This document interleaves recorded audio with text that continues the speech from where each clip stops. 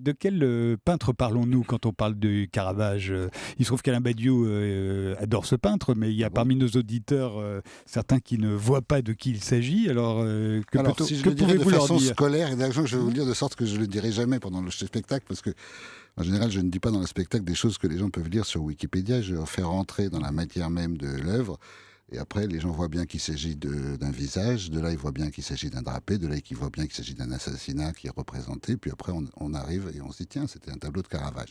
Mais comme je suis à la radio, je vais quand même vous dire qui est Caravage, en gros, comment il se situe dans l'histoire de l'art.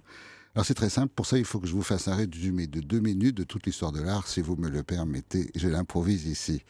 L'histoire de l'art, c'est-à-dire de la peinture, a commencé d'abord de manière technique, c'est-à-dire au XVe siècle. Il s'agissait de progresser, exactement comme les jeux vidéo ont progressé depuis 40 ans. Là, pendant un siècle, on a progressé entre 1425 et 1525 pour savoir la perspective, l'huile, l'anatomie, la profondeur et je ne sais quoi encore. On arrive en 1525, tout le monde sait tout faire. Et il n'y a plus que le style qui compte. La naissance du maniérisme, c'est-à-dire la mise en valeur de la manière, arrive.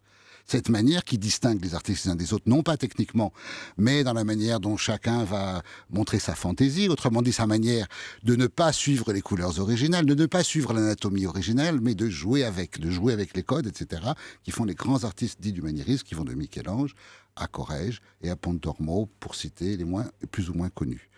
Et arrive à ce moment-là une décadence du maniérisme à la fin du XVe siècle, qui veut que tous ces gens-là, qui sont tous déhanchés, qui tentent tous à faire le beau, qui font flotter les personnages et dont les couleurs sont extravagantes, et bien tout cela, c'est un peu trop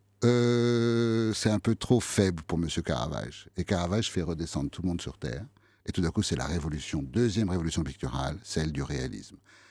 Les ongles, ils ont les ongles sales, ils ont les pieds gros, ils ont une lumière simple, il n'y a pas de décor, il n'y a pas de falbala, et Caravage fait chanter l'anatomie humaine, en général adolescente, dans un univers beaucoup plus austère et casse toute l'histoire du maniérisme. Le XVIIe siècle est commencé.